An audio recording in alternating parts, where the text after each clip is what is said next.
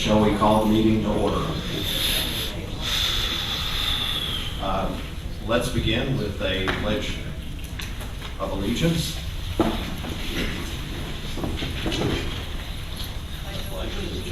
the flag of the United States of America and to the republic for which it stands, one nation, under God, indivisible, with liberty and justice for all. And please remain standing for a moment of silence.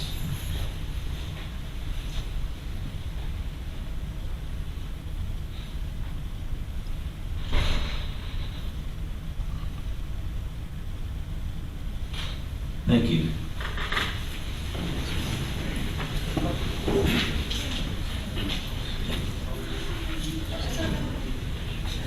Commissioner Tony White. Here. Commissioner John Bigelow. Present. Commissioner Hillary King. Here. Vice Mayor Commissioner Janet Wilson. Present. Mayor Commissioner Glenn Vaughn. Here. And with that, we're going to start presentations with a proclamation. We have the Smith family here. We're going to be making a proclamation recognizing Beckett Smith for artistic excellence and community contribution in the city of Indian Rocks Beach. Beckett, I'm going to let you sit and just listen if you're okay with that.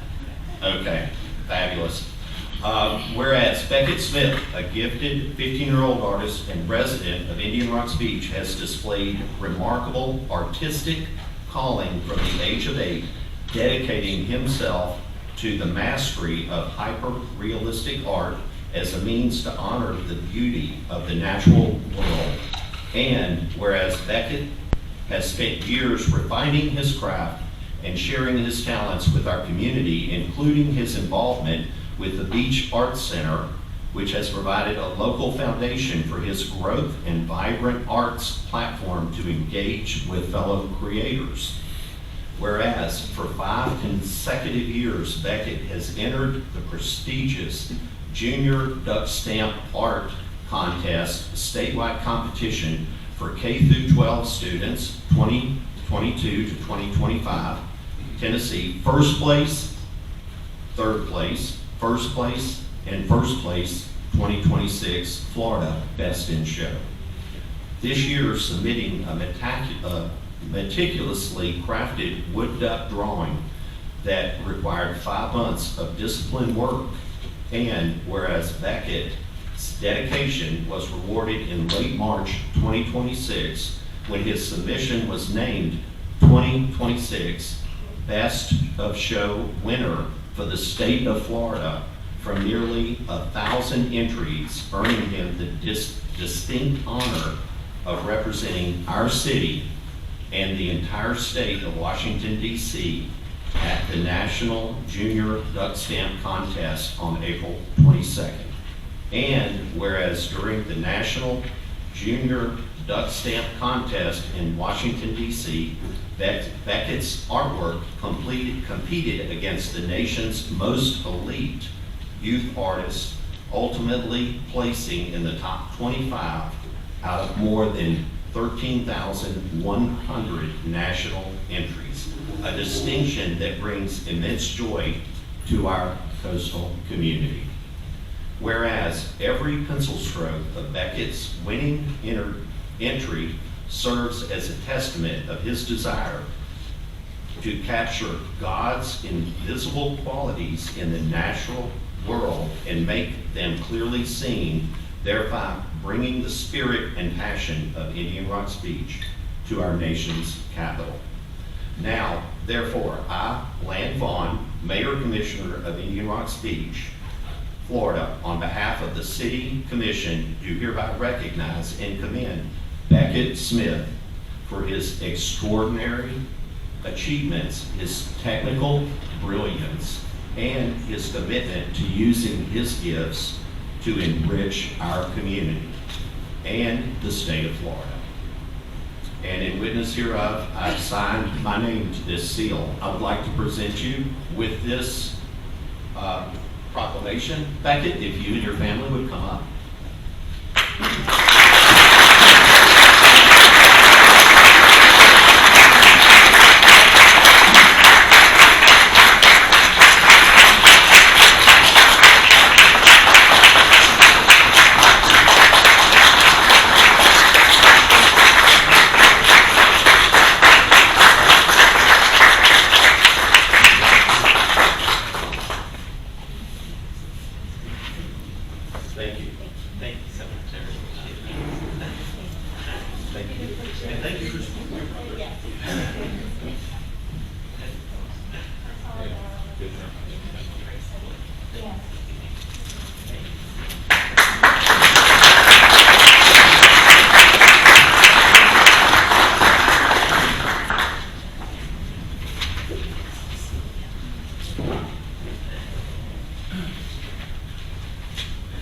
this time, I'd like to call for the report of the Pinellas County Sheriff's Office.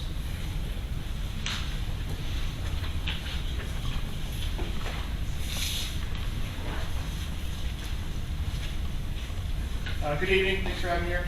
Job show short, I'm a corporate of the Sheriff's Office, I'm one of your midnight shift supervisors. I'm here to give you guys your update on your April 2026 statistics.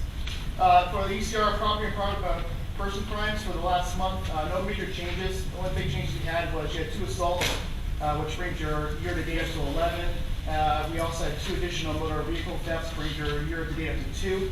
I just want to note those were e-bike thefts, not actual motor vehicles. It kind of classifies that way.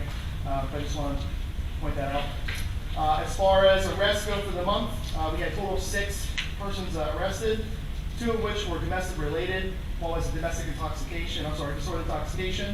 One was a resisting without violence, and we had 2 trespass after warnings. Okay. Out of the top calls for service, deputies responded to 972 calls for service. The top ones of those were, we did about 309 different direct patrols throughout your city. There was a total of 148 traffic stops. We addressed 130 vehicle abandoned or illegally parked vehicles. We conducted 45 area checks. We had averaged about 38 911 calls and about 26 different ordinance violations, just in that major report there. Crash statistics for the month, there was a total of 5. Out of those 5, 2 of them were hit and run crashes. We issued a total of 330 citations in the city for the month of April. And I'd have to any questions you guys have for you. Commission?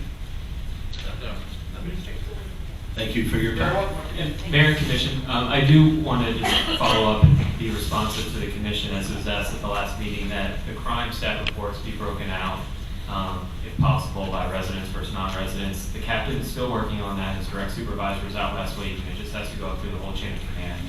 But he's hoping to get me an answer as quickly as possible, and then we'll make the adjustments based off that. So, thank you. Thank you. At this time, I'd like to call the report of our fire chief. Thank you. Thank you, Mr. Mayor.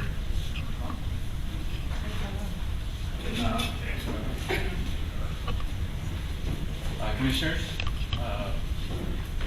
Ken Grimes, Fire Chief, Pinellas County, or Pinellas Central Fire and Rescue District. The first page of my report, and I keep promising to get these to you ahead of time, but we're improving each month. The statistics for the month, we got about 75 total calls, and I'm going to dig into that a little bit more in a minute. In Indian Rock Beach, we cover, as you know, 5 areas: Bel Air Beach, Bel Air Shore, Indian Rock Beach, and Indian Shore, and then a piece of the mainland. The mainland's our busiest area, and Indian Rock Beach is our second busiest. So I put some what I think is interesting, like just total EMS calls versus total fire calls by city and areas in the district. The total calls by month, which shows that we're increasing. You can see that we have a seasonal trend, and we've been escalating up, in the last few months as we approach the summer. 75% of our calls are EMS related, so medical, and 25% are fire. We do about 50% of our calls inside the district and 50% outside the district. As you know, we participate as part of a greater system, and so in Pinellas County, it's amazing. We may have, for example, we had one fire in Indian Rock Beach, which was at the Holiday Inn this month, and we had 10 fire units there, and they were from Largo, and they were from Seminole, and Madeira Beach, and us. Everybody works together under the same policies, and it works seamlessly. So just like they leave their areas, we leave our areas about half the time. I listed by type of call, and I'm sorry it's a little small, but fire, EMS, and then I created my own categories of service calls and both. So auto accident, I often get asked, what's an auto accident? Is it EMS or fire? Well, I say it's both. Technically it's fire, believe it or not. But I say if you're going through an auto accident, you're really looking for to see if anybody's hurt. So, this shows that we had, typical of the trend of more 50 EMS calls, 16 fire calls. You can see they range from fire alarm. Elevator rescues are bigger since the storms, it seems like. We did about 4 of those this month. 5 fire alarms. Nothing major, except for, like I said, there was that one fire at the Holiday Inn. I took out addresses and dates and times of these because you could, I try not to identify patients. So technically, if I left in there that it was on Harbor Drive at 3 in the morning on April 2nd, you may know it's your neighbor and it says, something that gives away some medical condition. So, but I just did put, so you could see what we were running on: falls, unconscious, heart problems. You can see stroke 4 this month, chest pains 3, trauma alerts 3. Trauma alert means it has to go to a trauma center, which the closest one here is Bayfront, Camden General, or St. Joe's. Every once in a while I go all the way to Pasco County for the Pasco Hospital up there. Often we fly those patients, and we actually land here in Indian Rock Beach at that big vacant lot by the, about where the church is, the Church of the Isles, that street there. We land on quite often because it's much quicker to get the patient to the trauma center, and then it leaves our vehicles in our district available to serve. So it gives you an idea. We do community outreach every month. This month has been big on hurricane preparedness. We did a few, one at Bel Air Beach and Bel Air Shore. We also later, I'll tell you, I'll preview our fire prevention report. We also did Pace of IRB, and thank you for having us there. We also contributed to the giving out meals at Easter in IRB. Capital projects, we continue to work on Station 28, which is our mainland station. We have $1 million grant that we actually are now under contract to do renovations for the station here on IRB, the existing station. And then we're actually waiting for architect's drawings on those. Station 26, which is the one south, and you all have been instrumental in supporting us getting the Tiki Garden property. And that's approved, other than we have a few gating items, like we have to do a feasibility study to make sure that the stormwater works in that location. But as long as we clear those obstacles, we're good to go. So we thank you very much for supporting that. That's the Station 26. That's what it's called, Station 75. Work's begun. We've cleared the permits through the city. Our permits in the county right now, and we will be operational there October 1st, one way or another. I told my operation person said it should be a year, and I said a month, and so we agreed on October 1st.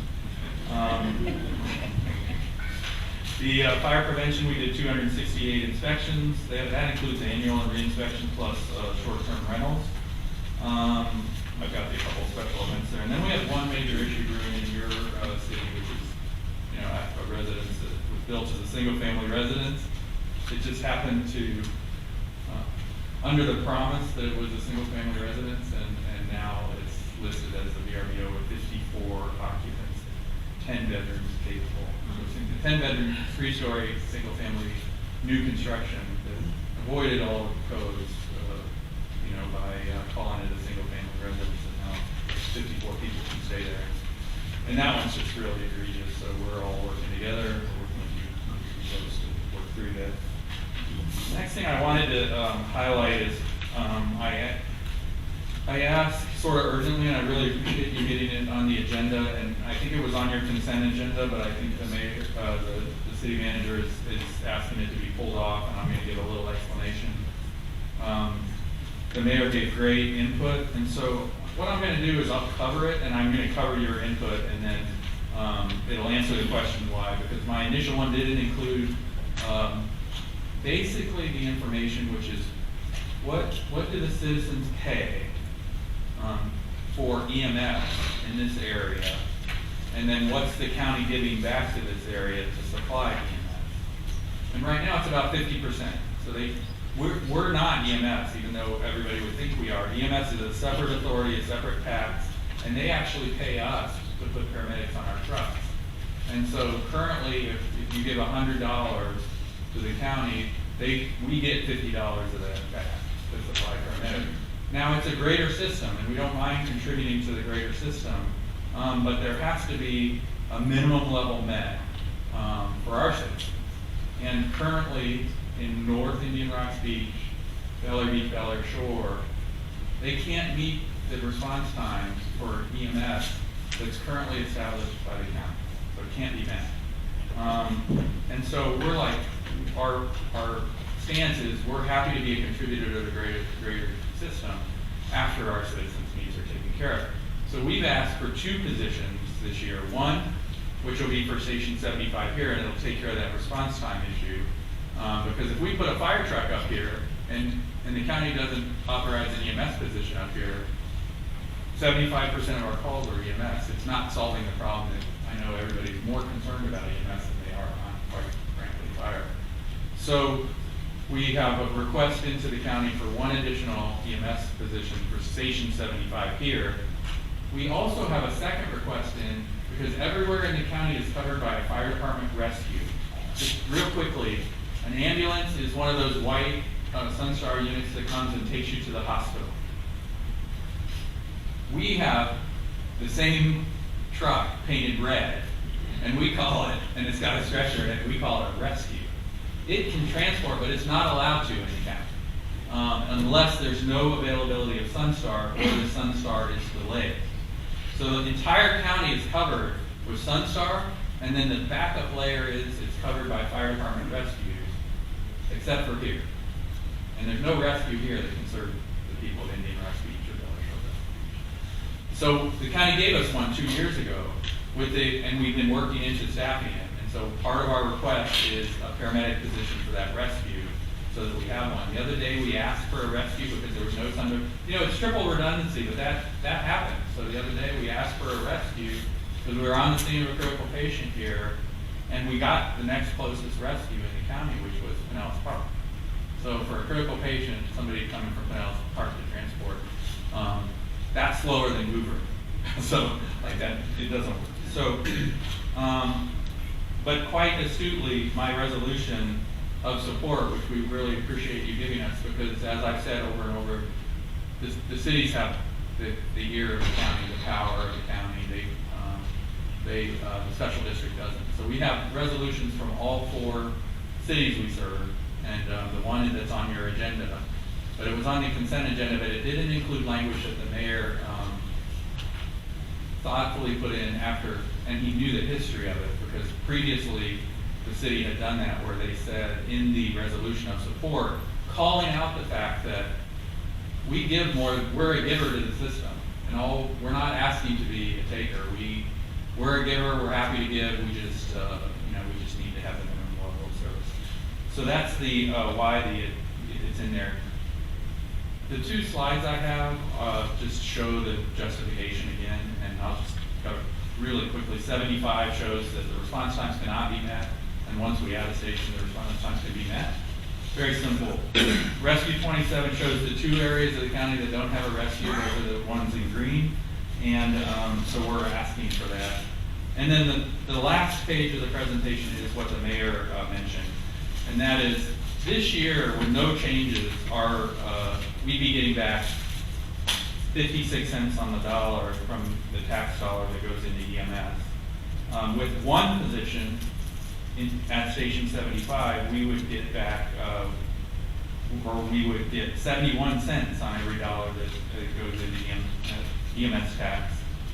And then if we were able to receive both positions, because we've done a couple things to help the county implement it. We've deferred it till April. So we deferred it half a year, our request. And we also, you all I think are getting a sense for my fiscal management. The county owed us a vehicle. They buy the vehicle for my EMS supervisor. And they bought us one 5 years ago. So I said, you know what, we don't need it.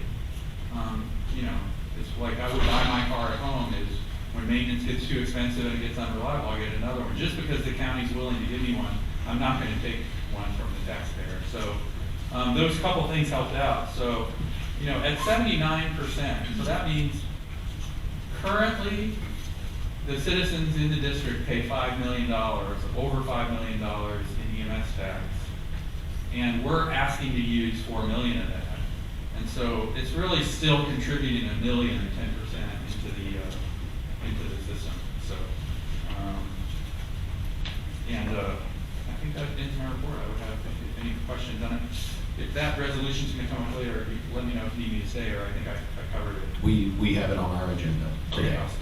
We're going to get it to you ASAP. Thank you so much. Does the commission have any questions?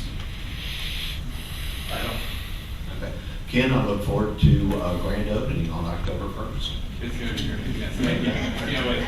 You're right. We need to have a grand opening. Yes. One more thing from my operations team. Thank you. Thank you.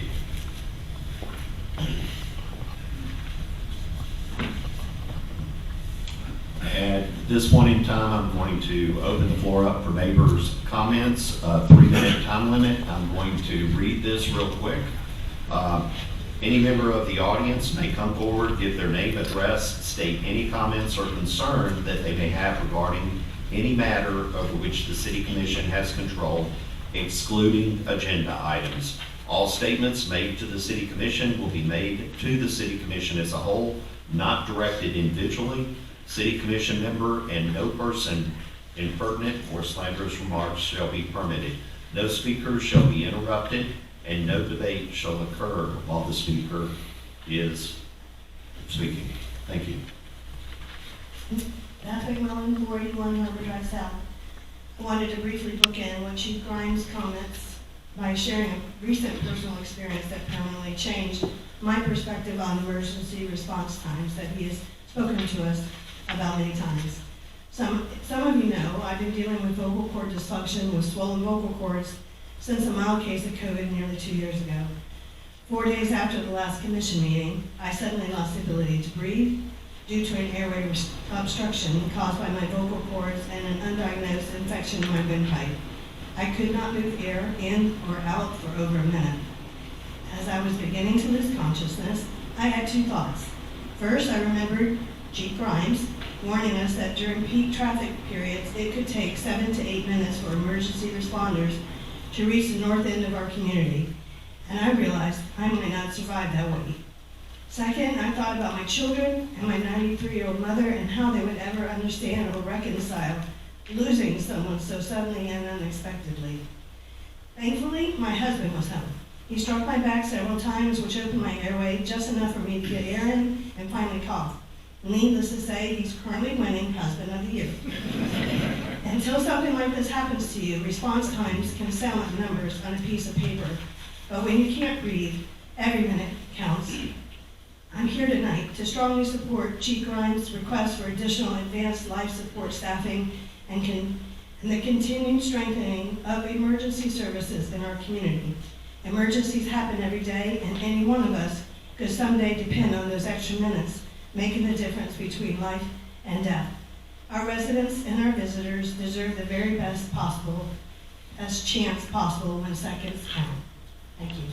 Thank you, Beth. And thank you, Tom.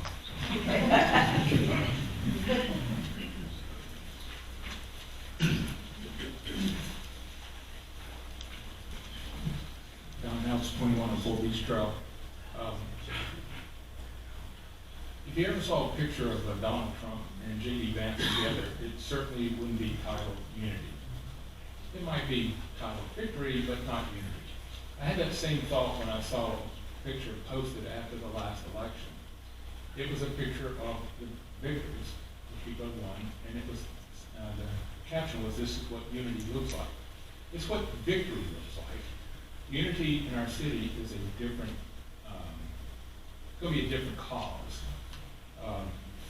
This city is made up, and defining the city is probably what's really important. It's made up of more than just a few residents on the east side of Belt Boulevard, although this city commission kind of reflects that. But we have other things that should be in our definition of city, like businesses.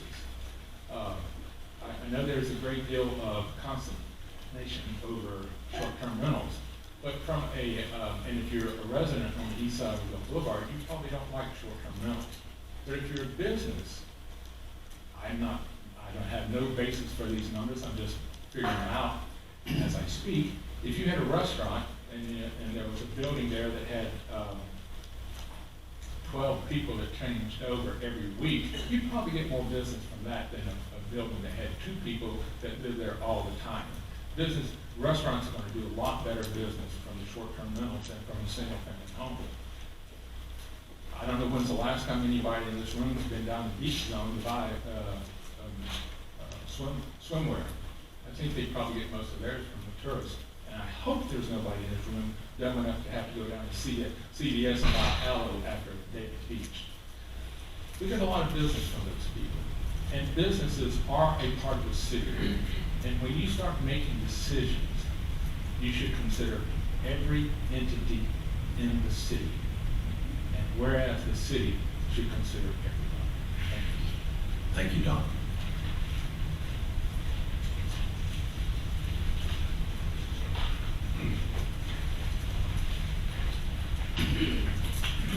Hello, Lee Wilkerson, 490 Harbor Drive North. Holly. I wrote this, I don't want to read, but some of it's going to be read. And it's a crazy idea. I believe we should make an appeal to STR operators and real estate operators in our town. We should request that they set a standard for transient rentals that will be compatible with our residents in the neighborhoods east of Gulf Boulevard and on the Intercoastal Waterway. Indian Rocks Beach has a reputation as a charming beach now. Many businesses and real estate listings that aren't even in our town claim Indian Rocks Beach as part of their brand because of our positive image. We have low-rise buildings. We have an authentic local feel that has been cultivated by residents and businesses. And community activity. And yes, we've always had some transient rentals and vacationers.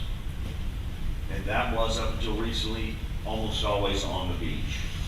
The neighborhoods are primarily resident, and we, the residents, along with the permanent businesses, make up the fabric of the community. Visitors all benefit from the stability of a full-time resident population. That's what keeps the restaurants more than seasonality.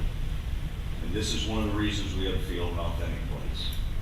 Many STR homes were bought and set up in our residential areas because of the state law change. The reputation of these rentals is very low with most residents at this time because of the rapid rise in numbers and the disconnect that has created because of the legal challenges brought against the city for requests that would make rentals incompatible with residents. I believe that all of these rentals are benefiting from a brand and reputation that the residents, community, and small businesses built. And like Uber did Yellow Cab, we've been overwhelmed by their numbers. They're unlimited. The rules have changed. So, should we fill the residential 3-bedroom house with 10 or 12 people, 5 or 6 cars every weekend? Pushing the limits of the ordinance with large groups and very short stays damages our reputation and renders our town residential area no longer charming. I believe that almost all STR operators, if asked, would say they want to keep our small town reputation and atmosphere. I believe that we as an administration can ask for a courtesy, and that courtesy is to help perpetuate a brand that is compatible with a quiet residential area.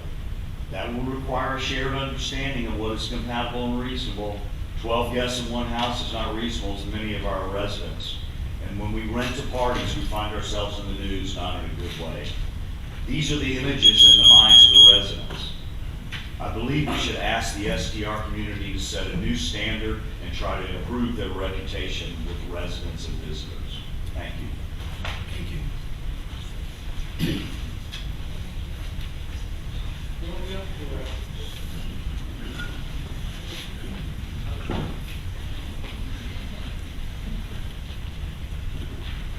Good evening.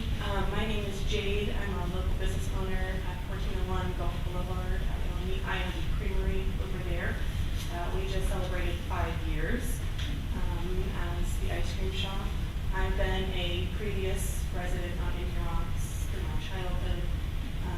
My spouse and I have lived here for 6 years prior to that, or I should say after that. I just wanted to introduce myself and say that I'm looking looking forward to the workshop on the parking conversation. I know repeat parking is coming into effect on May 18th.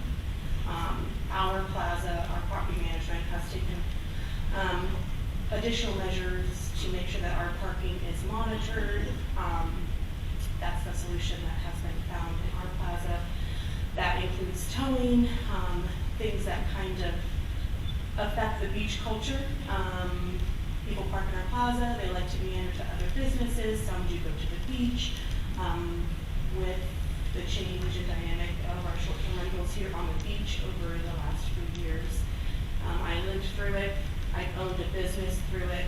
I've seen some of the changes, and I agree that some solutions need to be made. What Beth said about having emergency services regarding arrival time for her medical emergency. I've also learned that's been a cause of the conversation about parking. So I know that community is important, safety, but also the businesses that survive here.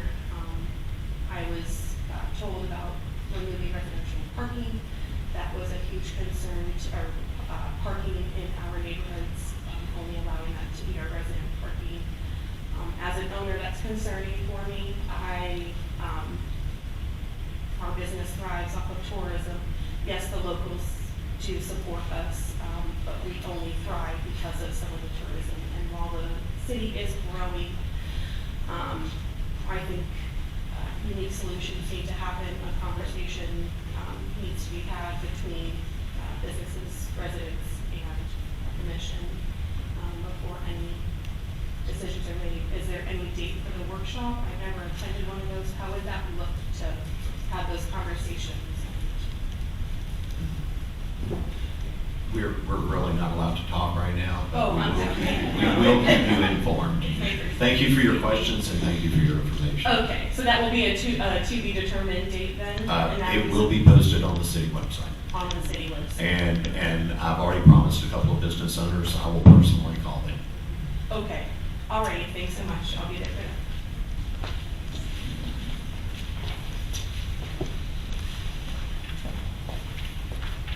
Got some copies. Thank you.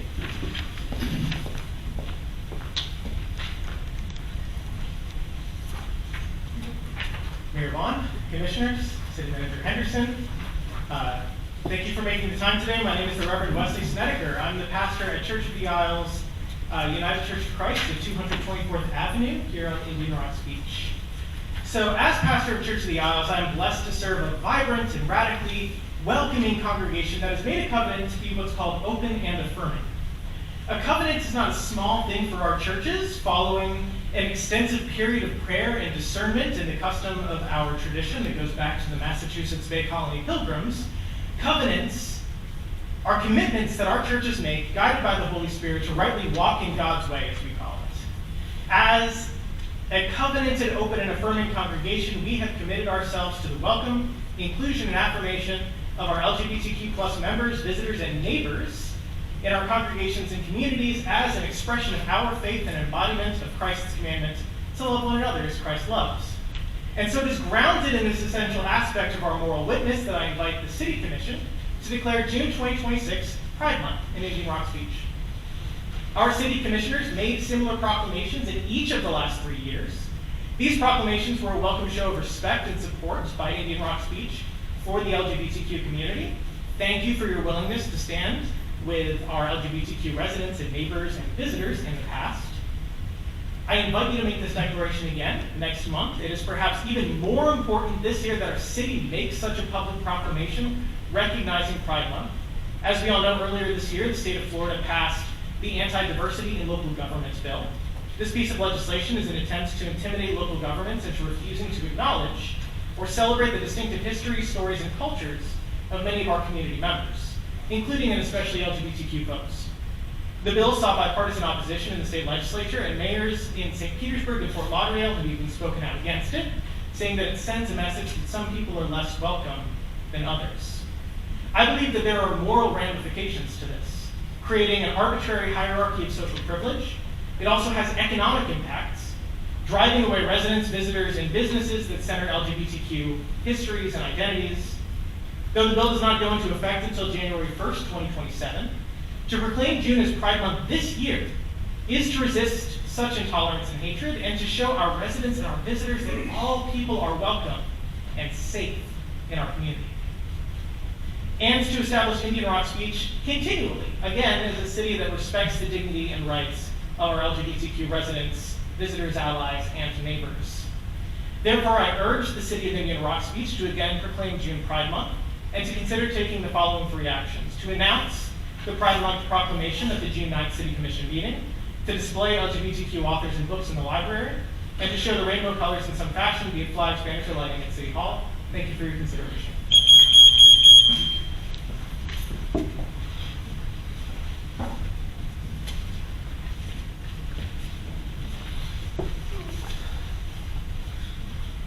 Hi, I'm Diane Daniel, 309 10th Avenue, and I'm going to speak on 2 different things, so I've asked for a little extra time from Helen Curley. Helen Curley, 940 Walrath Drive. I will not take 6 minutes. First one is quite short, but it's so different that I wanted it to be separate. As many of you know, I ride my trusty steed through town all the time, cycling, and this has been on my mind for about a year. I see, as we all do, so many vacant lots, and so many of them are houses that I knew, or people I knew, or houses I admired. Maybe I didn't know the people. And it just really got me thinking about the changes we've had, including a lot of the houses that are sold or demolished or then turned into short-term rentals instead of residents. And it made me think, like, we haven't done a lot of community mourning or processing. And I was thinking of this in conjunction with the Hurricane Task Force that's going to be starting. And also, coincidentally, last night at the Action 2000 meeting, there was a woman speaking about Mental Health Awareness Month. And I know that just after the hurricane, one of our residents, who's a therapist, actually set up free counseling, offered free counseling. I don't think a lot of people took her up on it. But I really hope that there's a way, whether it's through the task force or something else, that we can really recognize the trauma that we've all been through that is in our bodies and our bones. Sometimes I'm just so hit personally by what I've lost financially, emotionally, and this is I have 2 homes, so I can only imagine what people is their only home. But it hurts and it's hard. And it would be so great to see some kind of a memorial or some kind of, like a public art something, or just some day every year where we just pause and really give that the levity that I think it deserves and allow people to really reflect on the loss that we've shared. So that's number 1. Number 2 is I'm following Wesley's talk about Pride Month. I actually started this initiative with the Commission 3, this will be the 4th year, I believe. I just wanted to mention that the history of Pride is around the Stonewall Uprising in 1969. That was really the beginning of the gay rights movement. So I know that a lot of Pride, people sometimes connote Pride with crazy parades and it gets a little wild. Which I think is jubilant and wonderful, but it's a lot more than partying. It's really to celebrate allowing people to be themselves. And one of my inspirations was Largo and Treasure Island. Treasure Island had a gay commissioner. He has since left after the hurricane, but Largo, Michael Smith, he really started a lot of the Pride celebrations in Largo. And here's one of the ways I can see that it matters. I went to a meeting one time in Largo for something unrelated, and they were having swearing in of police officers. And all the new police officers were there with their partners up on the stage to be sworn in. And there were 2 same-sex couples, and I thought, wow, it is so amazing, like in Largo, that's where my parents moved when I was a teenager. This is amazing to see that they feel confident and free and accepted to be there.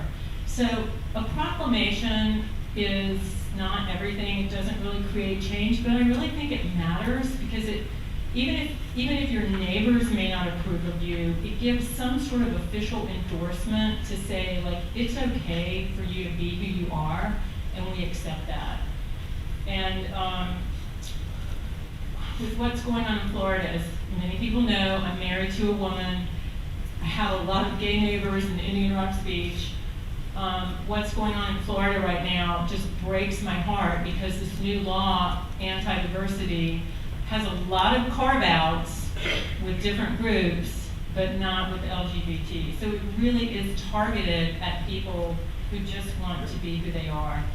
So I'm asking you, especially this year, since this will probably not even be allowed again, to please do the proclamation and show us that you care.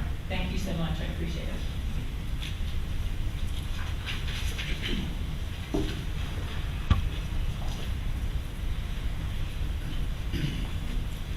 Susan Bell, 717 First Street, Unit B. I just wanted to give a shout out to code enforcement, everybody else in the office. I sent out an email this week, and with the same day, not only did I get a response from who I sent it to, but I got the whole entire thread of who they sent it to. I was totally amazed, and I truly appreciated it, and it made me feel like I was important and heard, and no matter how trivial it was, to actually get an email back with everybody's response. So I just wanted to say thank you. I appreciate it. Thank you.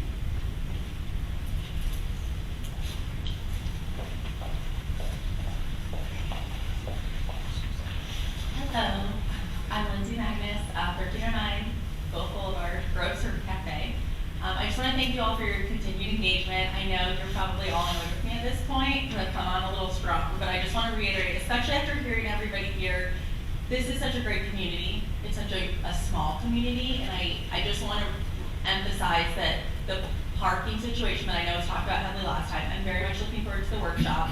I just want to reiterate that the businesses are a part of the community, and I thank you guys for acknowledging that and recognizing that, because we are not these big corporations that have the money to back endless businesses here and there. Like, we have all invested our livelihood, and we all individually chose to be on Indian Rocks Beach for a reason. And as I mentioned last time, the last meeting, my husband and I did this kind of as a passion project, just because this is our home beach. Like, we live right over the bridge, as I mentioned. We're not actual residents of Indian Rocks Beach, but this has always felt like our home beach, and this is where my kids are growing up. This is where I grew up, and I just want to thank you for allowing us to be included in the conversation. And talking to other businesses after the last meeting, we were all really shocked just at the thought of more and more parking getting taken away. And I want to stop and just say, it's not so much about like neighborhood parking getting taken away, because I understand that that's the concern.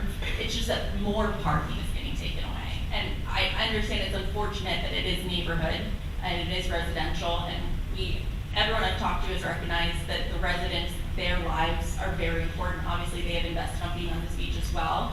They need to feel comfortable in their own homes, but I just want to continue the conversation to encourage finding parking solutions for our businesses, because so many of us share a plaza, or I think I have like 9 spots at mine, and I share it with another business, and I just want to keep the conversation going. I just want to address all of you, and thank you for including us in this, and I look forward to the workshop. Thank you.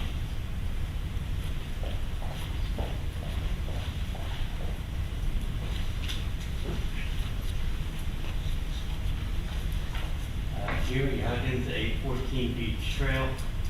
First of all, I just perused through this document that you guys went through. Good job, all of you. This is some good stuff in here you did at the retreat. Want to talk about parking a little bit. Just the last 2 weekends, I've been confronted by illegal parkers on Beach Trail. And most of you guys know Beach Trail from 7th to 9th Avenue is nothing more than just shell road. So people are stopping, parking on the trail, and then arguing that that's not a road, that they can park there. And twice I almost got into a fight with someone to move. There's no way emergency vehicles can come down that road. So we kind of need to get some signage up there from about 7th to 9th Avenue, I can say for sure. Thanks.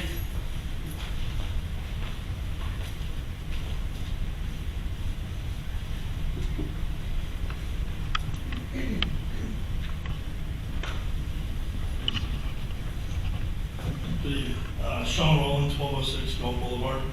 I do want to give a shout out to the businesses that are here tonight. Some great local businesses here that are staples of our community. And I know also personally did a lot for residents after the hurricanes, and they're appreciated. In regards to the parking, just a brief statement, and I brought this up months ago at city meetings. Some of the commissioners looked different at the time, but I do believe that had an impact study been done and communicated with the city, there would be a different level of comfort with the upcoming changes. I am concerned that there's going to be an impact to our local businesses. I hope that I'm wrong, and I hope that it's minimal. But without the businesses we do have here and the amenity they provide, we're Indian Shores. I don't want to live in Indian Shores. In regards to, just to continue, in regards to parking, I mentioned IRB Little League. I'm a parent, I'm a player, I'm also a coach. I have not been to a home game this season where coaches, parents, and grandparents were not ticketed. As IRB is trying to foster an environment to bring families back to IRB and more of a residential atmosphere, I do believe the resources available for kids need to be a priority. Bringing families back to IRB requires amenities that families utilize and appreciate. And that IRB Little League field is one of those things. So parking, in regards to the people that are supposed to be there using those fields, there needs to be a solution. And then just for future projects, this commission may come across at some point, just something to keep in mind. Like my son plays at IRB, my daughter plays at Madeira. That's because IRB is not able with one field that's shared with the senior league. We're not able to accommodate girls softball here. But I do want to be sure that going forward, the city is thinking about 10 years from now, 20 years from now, and the families that are living here today and families with kids. Thank you.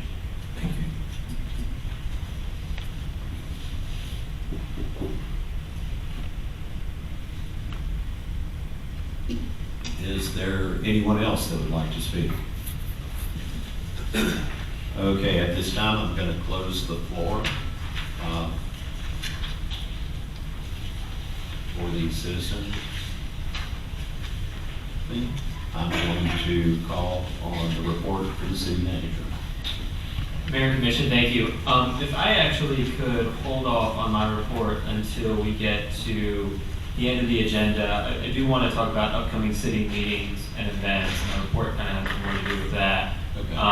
And just kind of put a bow on all of that as we look at the next couple of months. So. Okay, fabulous. We will hold off on you. I'm going to open up the floor for the city commissioners. Commissioner Waddle.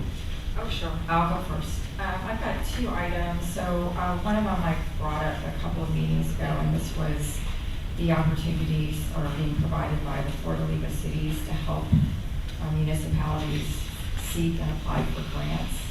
I did go to at least one of their live presentations and participated in a second one after the fact. I was able to download the presentation. They are also offering up appointments with a contracted specialist in grant writing and readiness for grants.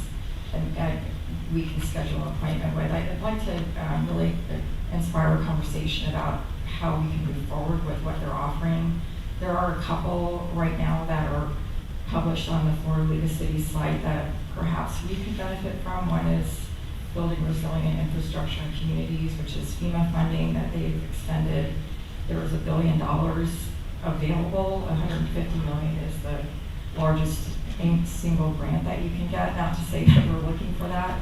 However, it's really focused on how you can proactively position yourself to avoid the disasters that are coming our way. So rather than after the fact cleanup and mitigation, it's the proactive prevention of damage to your, whatever it is, your town, your city hall, perhaps our residents. But I think there's a good opportunity for us to pursue some things there that may help some of our residents that have not been able to recover yet from hurricane damage. There's another one, not so much supported by Florida Cities, and it doesn't appear to be the same, even though it's also FEMA. It's a flood mitigation assistance program. It's not clear about that one, whether a municipality individually can apply for it or if it's just at a state level, but something to pursue. And the third one that I thought was interesting was a grant program from Fish Florida. It's a nonprofit organization, and they're really encouraging how we protect our natural resources, and especially with youth, and teaching them the benefits of how we can preserve our fish and wildlife resources, but also teaching how to sustainably fish. I'm not sure if that's something for the city. It seems like it could be a great program. There's opportunities for perhaps summer camps or things like that. It might be something the library is interested in, but there's opportunities here for some things that promote some of the 5 strategic items that we had developed through our strategic planning session. So that was one. The second one I wanted to bring up, and it is the recycling, and I know from Dean and from Ryan that we are coming up to the time to renew or reconsider our contract for our recycling. So I'm just hoping that we can have a conversation about what that looks like. Are we looking at alternatives, or what discussions that we're having with our provider? Are we revisiting, perhaps the efficacy of our current recycling, how much is actually recycled versus how much ends up in the trash? And I know I brought it up several times, but I'd like to make sure we have a very focused conversation on that before that contract comes up. Thanks. Thank you, Commissioner King. Jan, would you like to Ready? go next?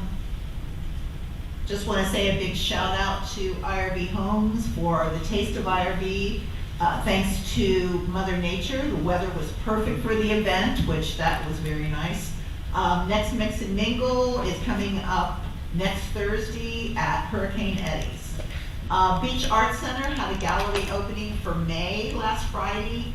It was entitled Spring. One of the things that they are looking for, particularly because Creative Pinellas, the money is pretty much dried up, is scholarship sponsors for their youth art camps. Considering the young man who was honored here earlier this evening is someone who probably has benefited by going to some of these art opportunities, I would encourage anybody to look into their $250 for a scholarship, and they've had groups get together, maybe to honor somebody, a parent or someone. So just keep that in mind if you're thinking about something that you would like to do that could be very helpful. And since we really are trying to emphasize family activities, that's a great way to do it. Suncoast League of Cities met last Thursday at Gulfport Neighborhood Center. The speaker was Kate Wessner, Florida Director of the American Flood Coalition.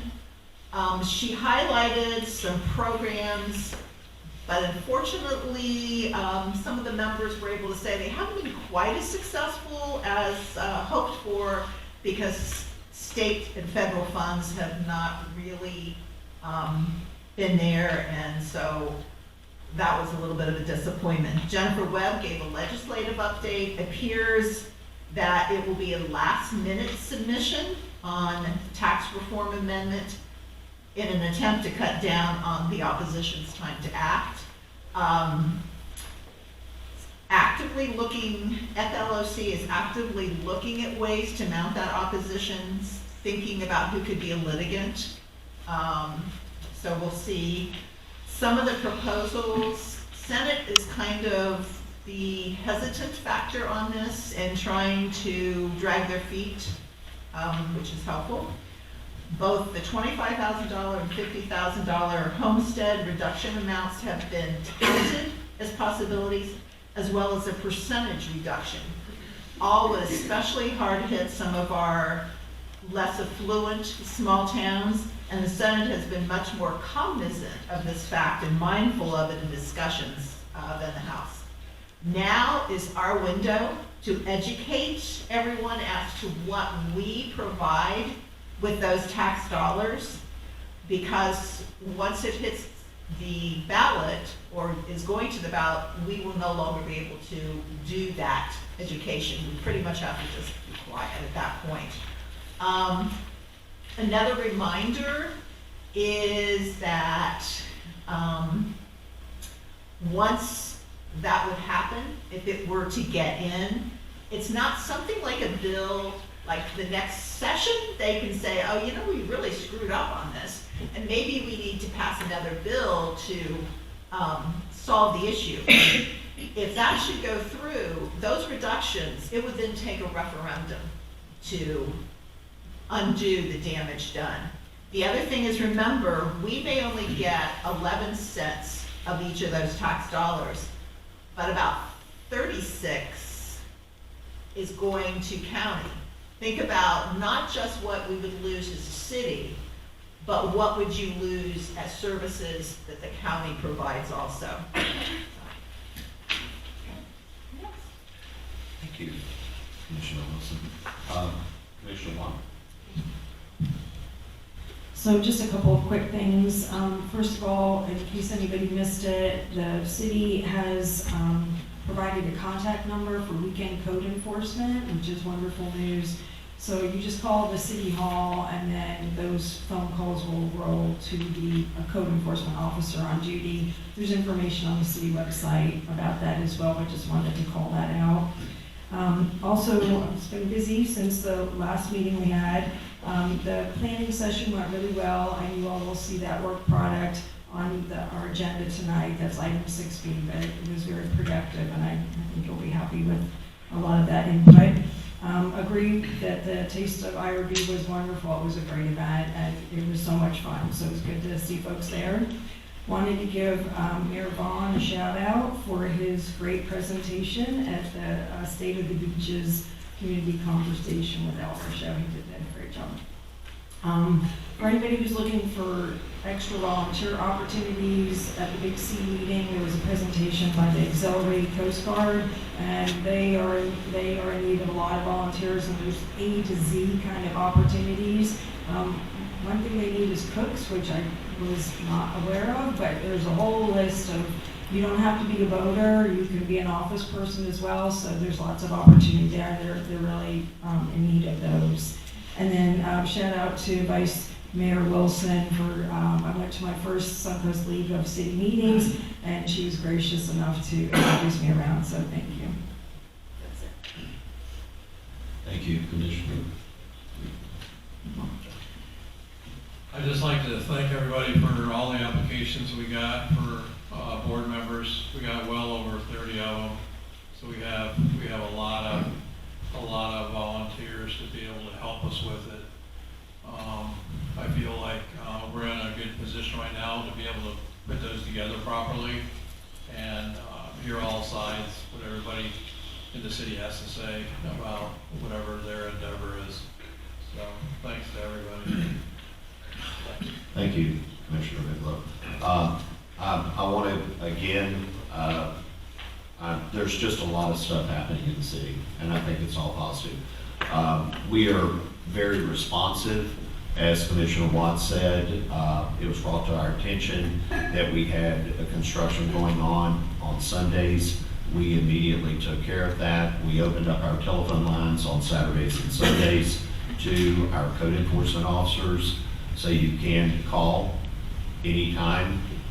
We were able to actually shut down 5 construction sites on Sunday. I would encourage you, if you have a challenge with the city, call us. That's what we're here for. We want to hear from you. We want to do better and continue to improve. With that, our Hurricane Task Force is going to be starting tomorrow, May 13th. Our Commissioner King is going to be the chair. She is the lead on that. I am excited to have her actually lead this team. It is long overdue. and I'm extremely happy that this is starting. Thank you for doing that. My pleasure. The IRB Mix and Mingle, as Commissioner Wilson said, it is May 21st, Thursday at 6 p.m. at Hurricane Eddie's. And we would encourage you to actually come, join, meet your neighbors, talk to your neighbors, and get to know each other.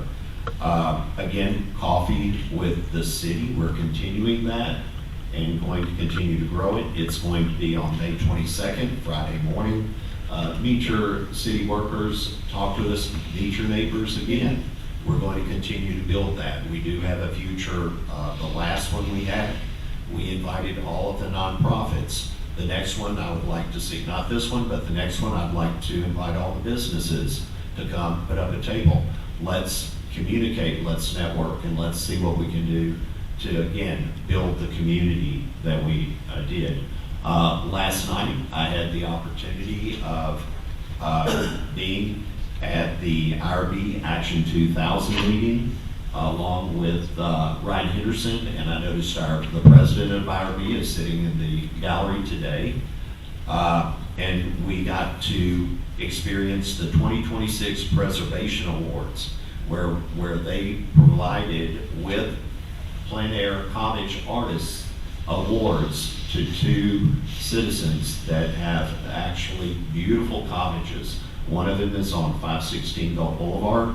Another one is actually the Blue Water Beach Rentals on 1506 Gulf Boulevard. Beautifully renovated, keeping the culture of our city, which we appreciate. At that time, I'm going to close the City Commission, and we're going to go to the work. Well, we have no work session items, so we're going to skip right over that. And we'll move to the consent agenda. We've removed one item off of the consent agenda. Is that correct, Ryan? Yes, Mayor, item F will be pulled to just make a couple of additions to the resolution. Okay.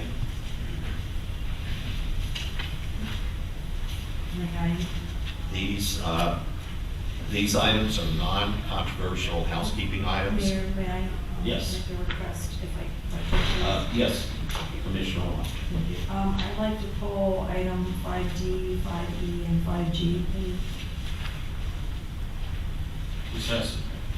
I would ask that you do that in the form of a motion. So I'll make a motion. Yeah. I would like to make a motion to pull 5D, 5E, and 5G, please. 5D, E E, and G. and G. Okay.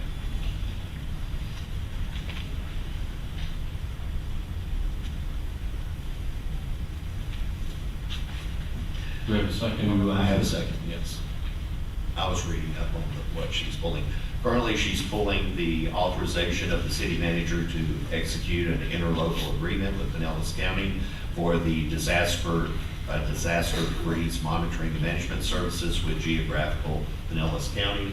Item number E is authorizing the city manager to execute a First Amendment on the interlocal agreement with Pinellas County for the Florida Department of Environmental Protection Regulatory. And item number G is approval of a year-to-date financial report, which has not been.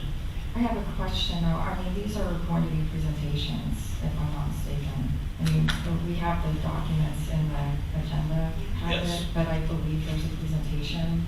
So we're not voting now as a blanket for the entire consent We're agenda. pulling them out of the consent agenda so we can discuss them So we're putting them in six. in the work, We're putting them in the items for individual consideration. Right, so Yes. we can, I So just have can a you- couple questions. Why don't you restate that motion? Okay, thank you, Mayor Vaughn, I appreciate that. So yes, I just wanted to pull from the consent agenda, and I'll read them just a moment. Item 5D, which is the city manager to execute an interlocal agreement with Pinellas County for disaster debris monitoring and management services within geographic Pinellas County. I move that to item for individual consideration. And then for item 5E, similar motion to remove that from the consent agenda and move it to individual consideration. The city manager to execute the First Amendment to the interlocal agreement between Pinellas County and the city of Indian Rocks Beach for the Florida Department of Environmental Protection Annual Regulatory Program and Surveillance Fees. And then the last one was item G, to move from consent to independent consideration, the financial report. I just have some questions on those. I didn't understand that there was going to be a presentation, so I didn't want to miss that one. Do I have a second? I'll second that. Okay. All in favor, or Lauren, would you like? Actually, could you amend your motion to include pooling F? Because I think there was a misunderstanding. That's going to be pulled for further discussion, not off the agenda. Okay. Oh, okay, that's perfect. I will amend my motion as. You can just read it by the letter, you don't have to read the whole thing. I mean, I didn't ask for F to be pulled. But we're pulling. Yeah, the Oh, city we're manager's pulling. asking that people Okay, add it. then I'm asking for F to be pulled as well. Yeah. Thank you. My apologies, thank you. Okay. Got it. And so I have amended motion, I have a And then second. amended second. All in favor? Aye. Aye. Aye. Okay. The mayor asks if you entertain a motion to approve items Yes. A through C on consent. I would like to ask for a motion to, on the consent agenda, to approve A, approval of the regulatory city commission meetings, B, the work session minutes, and C, the approval of the work session minutes. I will make the motion to approve items A, B, and C of the consent agenda as presented to us. Second. All in favor? Aye.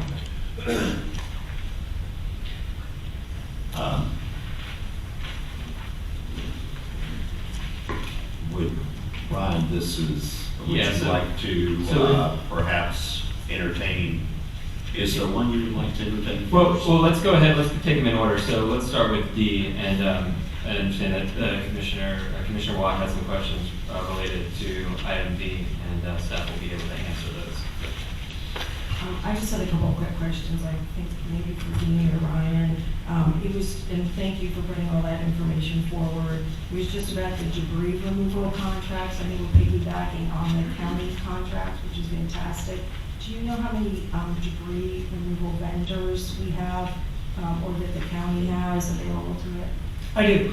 Currently, Pinellas County has 7 vendors on contract, and they have staggered expiration dates. That's why we participated in going out for another bid, which would extend the furthest contract from 2025 to 2030. And that also includes the debris monitoring. Thank you, Dean. That was the only question I had on that one. Thank you. And this is in conjunction to what we do personally with the city. We also do our own debris removal as well, correct? Dean? On a limited basis, depending on the magnitude of what we got, we would do on a limited basis some debris. If I recall, you were a lifesaver at the last hurricane, which is the debris removal. So I want to personally thank you for planning ahead. With that question answered, Commissioner Watt, do I have a motion to approve? Should we do them each individually? Yes. Okay, then I make a motion that we approve item D of the consent agenda, authorizing the city manager to execute an interlocal agreement with Pinellas County in the disaster debris monitoring and management service within geographic Pinellas County. And do I have a second? Second. All in favor? Aye. Let's move to item E, authorizing the city manager to execute the First Amendment to the interlocal agreement between Pinellas County and the city of Indian Rocks Beach for the Florida Department of Environmental Protection Annual Regulatory Program and Surveillance Fees. Commissioner Watt. Thank you. So I just had another quick question on this one. I just want to make sure I'm reading it properly. So this this agreement, the total amount is over $30,000 for the county. If I'm reading that, $30,299. And then I go to page 2 of the attachments. Is it proportioned out by our population, so our fee is just a few $100s? That is correct, Commissioner. Indian Rocks, the bill itself is $28,000 or $30,299.90, but that also includes some money due by the Florida Department of Transportation. Our actual annual fee went down from 2025 from $150.65 to $139.28. Thank you, appreciate that. That was all I had, Mayor. With that, regarding Section E, do I have a motion to approve? I will make a motion for item E of the consent agenda, authorizing the city manager to execute a First Amendment to the interlocal agreement between Pinellas County and the city of Indian Rocks Beach for the Florida Department of Environmental Protection Annual Regulatory Program and Surveillance Fees. Second. All in favor? Aye. City Manager Ryan, would you like to deal with the approval of Resolution 2026-11? Thank you, Mayor. Mayor and Commission, the reason why item F was pulled off the consent agenda, as Chief Grimes mentioned, that there were a couple of amended suggestions to the resolution that you can then bring forth and get in unison with the other cities. The motion will be to approve the resolution with these additional whereases, if that is agreeable to the body. I'll read off the two whereases that we'd be including into the resolution that you have before you. The first one would be an addition that whereas the city contributes meaningfully to the countywide EMS system through its financial participation and supports the sustainability of that system, and whereas while recognizing the value of a regional approach, the city seeks to ensure that a consistent minimum level of service is established within its service area. Those are great suggestions. As the chief mentioned, the mayor had that conversation with the chief, and this will be used as kind of the guiding resolution as he goes from city to seek support. So with that, I put that before you. I would like to open up to the commission for discussion or a motion. I'll make the motion that we approve resolution number 2026-11 with the additional of the two whereases that supports the addition of two EMS authority-funded advanced life support positions by the Pinellas County Board of County Commissioners acting as the EMS authority and providing for an effective date. Do I have a second? Second. All in favor? Aye. And we will go for item number G, approval of the March 31st, 2026 year-to-date financial report presented by Robin Gomez. Yes, so Mayor and Commission, really, if you would like in future for these quarterly updates, I'd be happy to provide a much level of detail. I'm happy to do that, very happy. Everybody loves to hear about finance, so why not? Where the money's coming from and where we spend it. So this is through the middle of our fiscal year. Our year runs October 1 to September 30th. So through the first 6 months, the sheet in front of you lists by general category how we adopt our budget. It lists what the revenue is for the year, for the first half of the year, for our three major funds, the general fund, capital fund, and the solid waste fund. I'm sorry, let me put up the spreadsheet there. And really this just shows where we are, the revenue that we've collected again by those categories. We do collect, as I've shared before, the majority of the property taxes are collected in the first half of the year. Typically for most properties that are, if you have an escrow, your escrow typically pays it by November. So the county tax collector receives the majority of those and then begins to distribute starting in December. And then those distributions usually continue through June. But again, you can see we've collected over nearly 90% of what our property tax, which is our single largest source of revenue in the general fund. Just continuing down, we have some revenues where the collections are just a little bit below and some that are significantly higher. For example, our licenses and permits are higher have exceeded actually our budget. And we've been collecting significantly for business tax receipts through the vacation rental registration program, and that also toward the bottom of the general fund, the vacation rental registration inspections, you can see are a little bit more than halfway. Now, this was through March, so I'll provide you an update for quarterly. I can even provide a monthly update that I do provide to the city manager. And that revenue for the vacation rental registrations continues, as well as fines. We did collect a significant amount of fines in April, but again, this is through March. You can see we're about nearly 50% of our fine revenue. The other taxes that are listed, communications, state shared revenue, half-cent sales, alcohol, they're a little bit up and down. There are some delays in some of the distribution where we do receive the majority of those toward the end of the year, but they are subject to market conditions as well. For example, for the sales tax. More people spend more money, then it generates more in sales tax. There is a formula as to how that's distributed, but that collection comes at the end of the year. Our miscellaneous revenue is significantly higher. That includes insurance proceeds that we received at the beginning of this year for the storms in September, October of 2024. We have not made the transfers yet at the bottom of our revenue. On the expense side, as you can see, we're fairly a little bit under overall. Some departments are a little bit above, but we're pretty close to where the expenditure should be in the general fund. Of course, we want to make sure that we do come under budget at the year end. If we need to make any amendments for both the revenue and the expense, then we will do that, and those will be approved. Likely at the July meeting, we'll bring forward some mid-year adjustments. The reason we don't do them now is to make sure we have captured everything that we need to at this time period. Moving on to our capital projects, we really just started a little bit with the aqua fence and minimally with the other two that are listed there, the road, the resurfacing for certain streets and roads, and then our park upgrades. You'll see more in the second half of the year where those will come up. And our revenue for the capital project, again, the majority is through our penny for Pinellas. And again, we're collecting essentially 2 months after. So the October collections occur in December, and it just continues essentially 2 months later. That's why we're only at 44% through the first half of the fiscal year. And then the grant that's listed is we will be reimbursed for a portion of the aqua fence costs.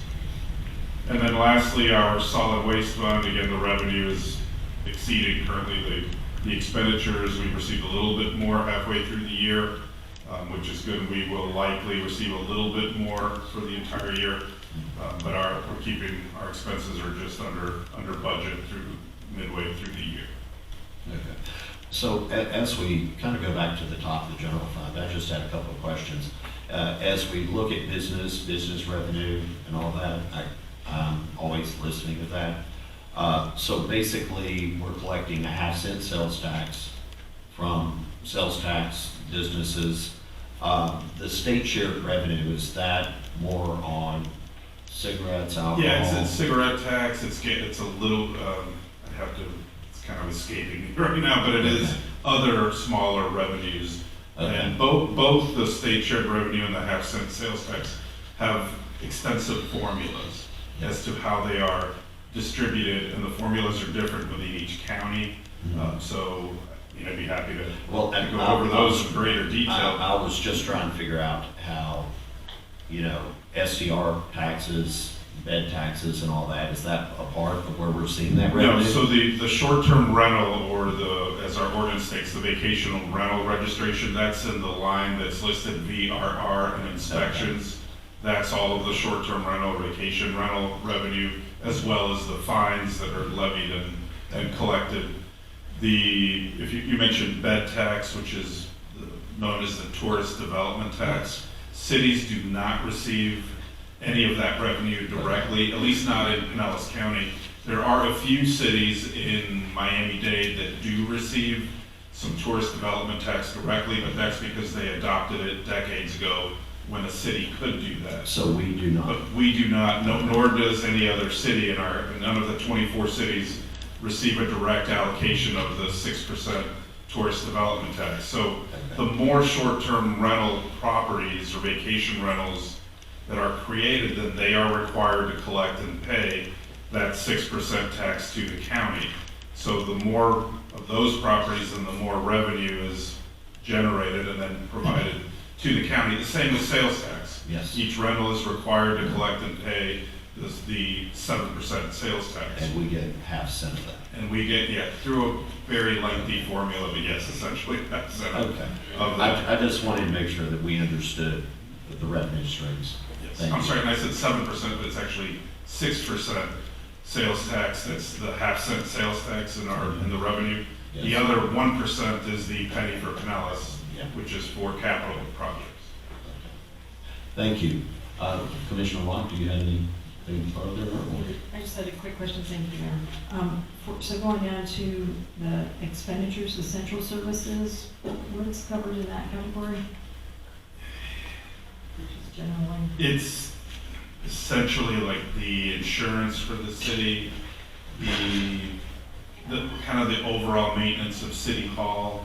It's kind of anything that would not be captured easier within each department. It's kind of a citywide. I can provide you a better breakdown of that. That's a very good question. Do we have any other questions? No. No. I'd like to make a motion that we approve item G, which is our March 31st, 2026 year-to-date financial report. Do I have a second? Second. All in favor? Aye. Thank you. At this particular point in time, we're going to go and move into more items for individual consideration. With that, Matt, would you like to deal with conduct a public hearing, consider discussion on the reading of the ordinance 2026-03 on golf carts? Yes, Mayor. Thank you. Business item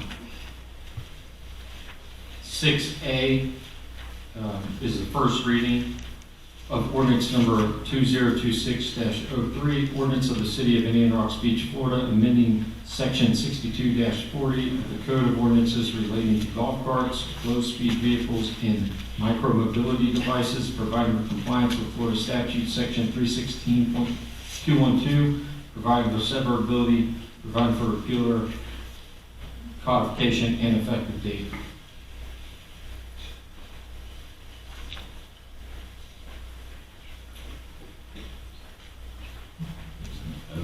Okay. Yeah, so what, in review of our ordinance on golf cart regulations, we discovered that we wasn't quite in compliance with Florida law. We allowed anybody the age of 14 years old or older to drive a golf cart on a city designated road. State statute requires that it must be operated on a public street by anybody 18 years of age, unless he or she possesses a valid driver's license or learner's license and is accompanied by somebody that is 18 or older with a valid driver's license. So we're making changes to update the ordinance for that, to make sure that it can be properly enforced by both code enforcement but also law enforcement. That's the significant changes. There's some equipment requirements if they're going to operate on public roads that we added in, which is part of the statute requirement. And we just cleaned up the penalties to make it a little more clear for our law enforcement and our code officers what the penalties are. Because if they're on a city road or within the city, not on a county or state road, they could be cited with a civil local ordinance violation, but they also, if they're operating on the roadway or Gulf Boulevard, they could be cited under 316, which is a a traffic ticket essentially. So that it can be cited with both, but I want to clarify that in the penalty that. And a $500 fine. Right. If they're cited under the city ordinance, we're asking for it to be levied a $500 fine. So basically what we're doing, Matt, is we're taking our golf cart ordinance that was brought in, we're updating it to current state law. What that means is that a golf cart may not be operated on public roads or streets by a person who is under 18 years of age, unless he or she possesses a valid learner's driver's license, or by a person who is 18 years of age, unless they possess a valid form of government-issued photographic identification. And we'll be communicating this to the sheriff, correct? City manager? Yes, Mayor and Commission, I actually can speak a little bit to communication and how we're going to go about this. So first of all, in talking to the sheriff's office, this becomes, in conformance with what other cities along, obviously, Pinellas County beaches, and so I think that there's certainly an appreciation from the sheriff's office that we're in uniformity when it comes to having the driver's license and the permit and that. So that helps in terms of enforcement, as officers tend to shift around through our contract with the Pinellas County Sheriff's Office. The other thing too is letting operators know about the ordinance update and the change. Certainly, it may not come as a surprise to them. They may think that it was already acting under that, what the state law was, but just iterating what, our ordinance change would encompass. And so in communicating that out effectively. So we'll do a press release of the update. Yeah, a press release, even meeting with some of the folks that rent out golf carts, right? And that, so just, making sure that everybody's understanding of our ordinance change. In the past, we've put out pamphlets, letting people know what the ordinance states, and that certainly requires updates. So yes, just communicating what the ordinance change is so everybody is understanding of that. Okay, thank you. I have a quick question. So the summary of the ordinance basically states at the end that we'll retain the minimum operating age of 14. Yeah. Is that No, that was conflict with the? no, that was in the memo, and I apologize. That was a typo. I didn't realize have any teens. I didn't realize that it was updated to 15 years old to get your permit. So I apologize. Okay, thanks. Ready for a motion? Would anybody, Commissioner, please? I move to approve ordinance number 2026-03, an ordinance of the City Commission of the City of Indian Rocks Beach, Florida, amending section 62-40 of the Code of Ordinances relating to golf carts, low-speed vehicles, and micromobility devices, providing for compliance with Florida statutes section 316, 212, providing for severability, providing for repealer, severability, codification, effective date on first reading. Do I have a second? Second. All in favor? Aye. And this is the first reading, so we'll have to do it again, correct, Matt? Yes, Mayor. We'll bring it back next meeting for public hearing, second reading. And I did notice that they had something about motor vehicles not being allowed on sidewalks in this literature. And I'd like to kind of maybe in the future, maybe for the second reading, understand if that includes electric bikes. Okay, understood.